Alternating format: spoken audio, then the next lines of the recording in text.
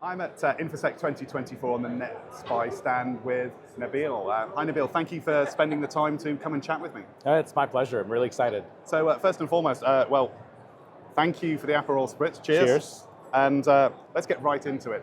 Netspi, what is it you do and what problems are you trying to solve? Yeah, Netspi, we are the proactive security solution.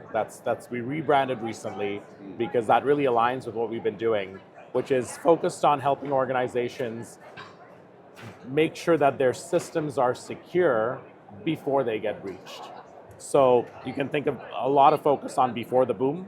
Yeah. And we're doing things like penetration testing, things like code review, threat modeling, architecture analysis, etc.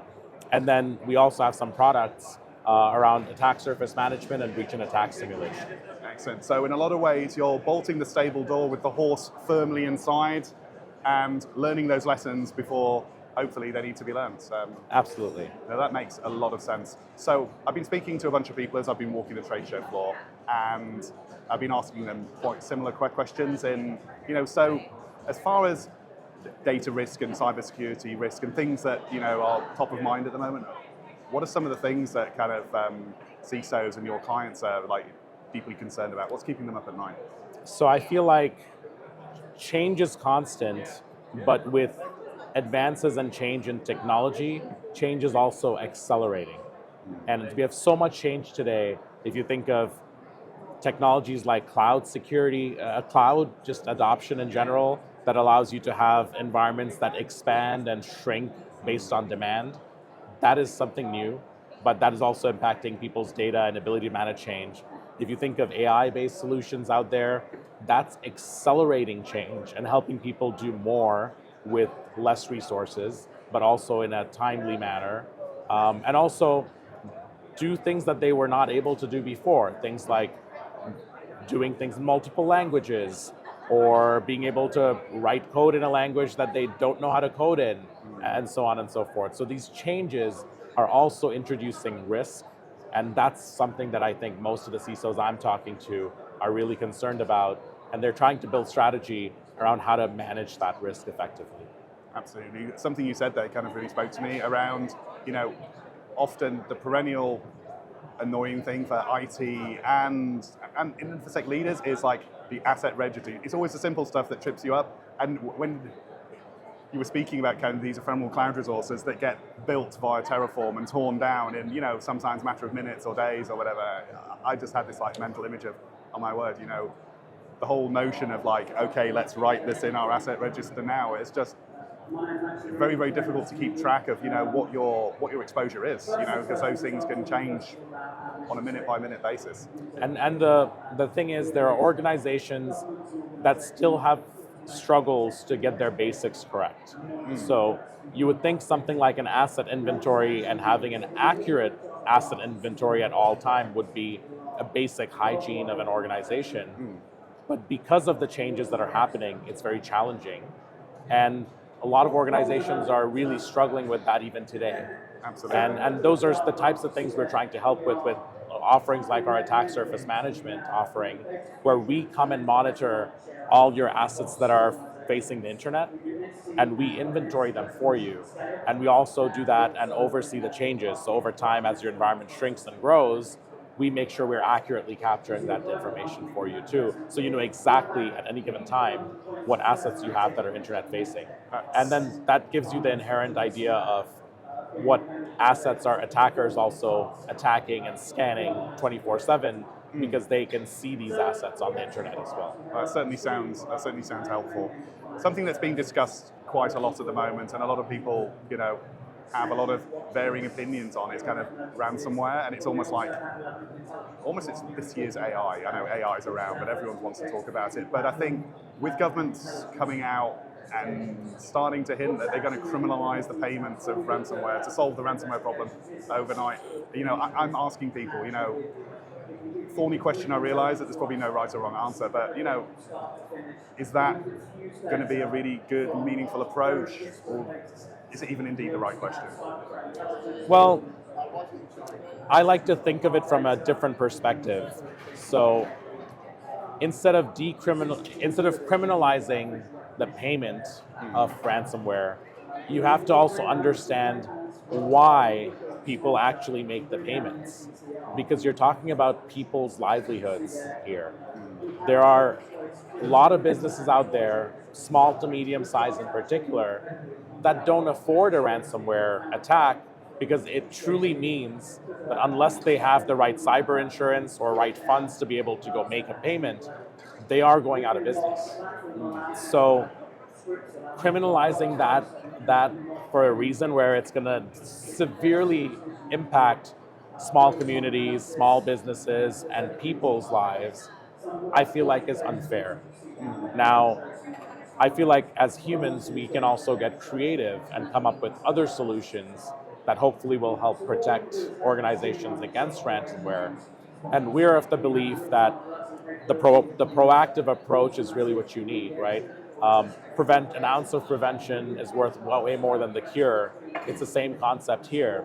If you think of it from an attacker's perspective, if your assets are more secure than your neighbors, the attackers are probably going to go to your neighbors first because Exactly. they want to find the path of least resistance. They're like water. Exactly, It figures out where the cracks are and flows through there. Yeah, and it's versus like that trying old to go adage, anywhere else. I don't need to run faster than Tiger. Yeah. I just need to run faster than you. You need to run faster than the slowest guy. Yeah, exactly. And that's about it. So same concept here, where if you're actually going through the process and doing things that are preventative and doing them properly, you could be doing the wrong things too. Yeah. Actually doing the right things at the right time and getting value out of it really means that you're not going to get breached because you are benchmarked to be more secure than your peers, and then the hope is attackers go for something that's more breachable than what your environment looks like today. Do you think there's a place for kind of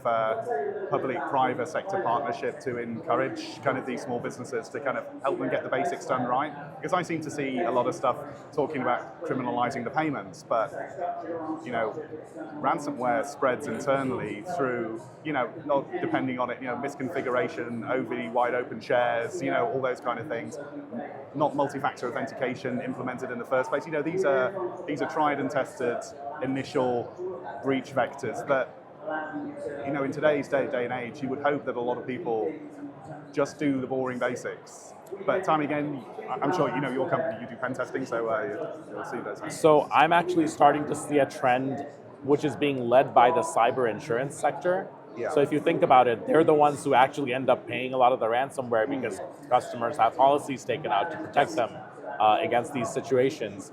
So cyber insurance providers are actually partnering with companies like us and other vendors to proactively provide those services to the organizations they're insuring.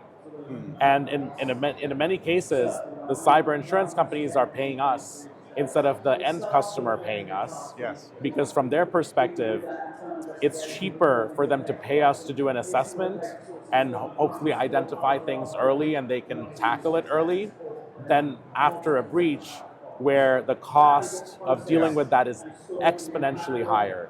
So they would rather pay us a very small amount up front to get a service that's free for their customers, and that makes both their customers better from a security posture perspective, and that helps the cyber insurer pay out fewer claims in the long run. Or at least price their policies in a meaningful way, because I imagine the assessments that you do are going to heavily inform kind of the calculations that the underwriters do. So how expensive is this policy going to be? A very positive trend I've seen in this space is that a lot of people are worried that if they do these assessments before the policy is issued to them or when underwriting's happening, then their policy is going to be impacted negatively if we find something that's really bad on their network. It's actually the opposite.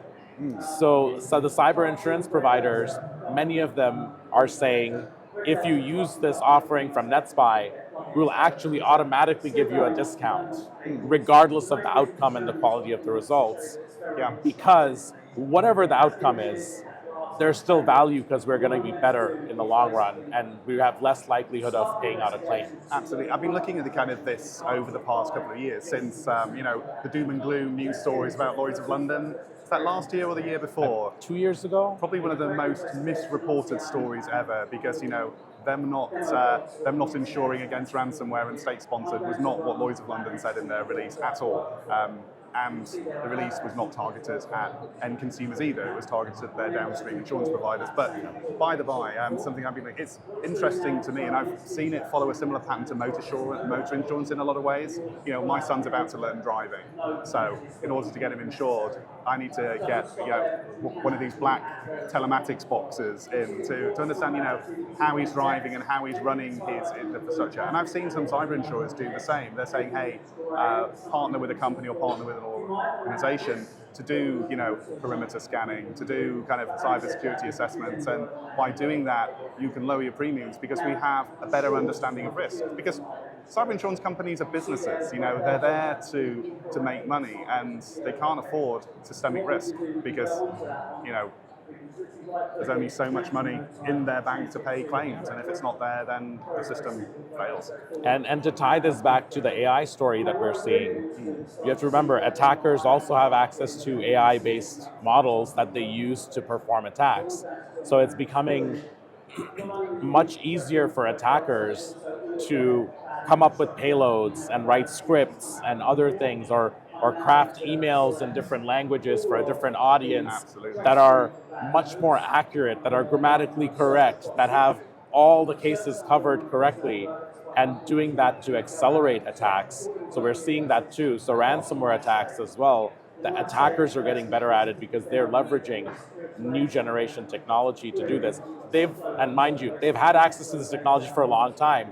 ChatGPT made it brought more public awareness to AI and LLMs, but attackers have been using LLMs for decades. Exactly, to and perform these by no attacks means anyways. the bar to entry is incredibly low. It's almost now you spot a phishing email by the fact that it's well written and perfectly formed, as opposed to the actual legitimate emails. I'm king of the typo.